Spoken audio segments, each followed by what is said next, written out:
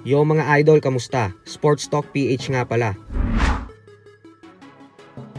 Ang kalaban ni Crawford, pag-usapan natin yan mga idol. Ngunit bago ang lahat ay huwag kakalimutang mag-subscribe at i-click ang notification bell button for more sports talk.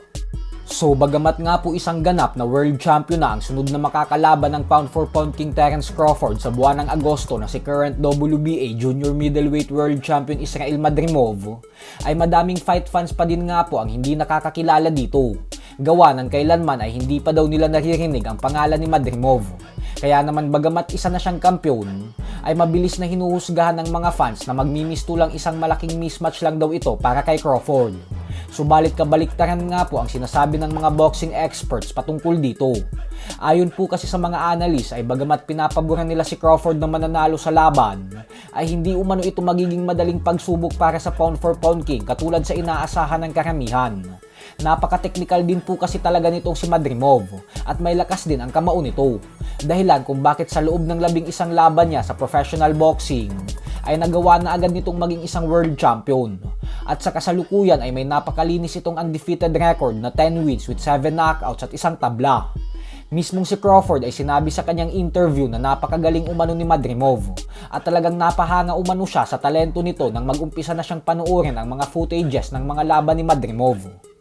Bukod dyan ay ang pambato ng Uzbekistan na si Israel Madrimov ay humakot din ng napakadaming awards at medalya sa amateur boxing. Kabilang na din dito ang pagtalo niya ng 2 beses sa ating pambato na si former Olympic bronze medalist Yumir Marshall. Taong 2017 ay nagharap silang dalawa sa Asian Championships kung saan tinalo niya si Marshall via unanimous decision sa score na 5-0. At taong 2018 naman ay muling tinalo ni Madrimov si Marshall sa Asian Games sa score na 3-2. Kaya naman magaling talaga ang fighter na ito pagdating sa puntusan. Sa kabilang banda naman mga idol ay ilang araw na nga lamang po at magaganap na ang bigating sagupaan sa pagitan ng undisputed super middleweight world champion Canelo Alvarez at ng kapwa niya Meksikanong knockout artist na si Jaime Munguia. At katulad nga po sa sinasabi ng karamihan, ay ganun din po ang prediksyon ng Pinoy boxing legend, former 4-division world champion Nonito Donaire Jr. patungkol sa mega showdown na ito.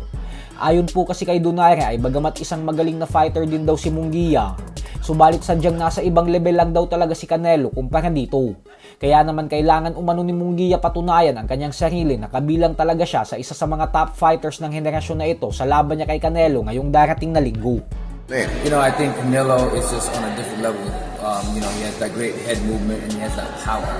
You know, and I think that he's gonna make that happen. You know, Munguia is a tough guy, but I think he's just not on that level in terms of things. You know, that's something that he has to prove for this fight. But I give it to Canelo. Canelo is just impressive, and you know, the head movement, the power, and all of that stuff. So, you know, that's what I'm.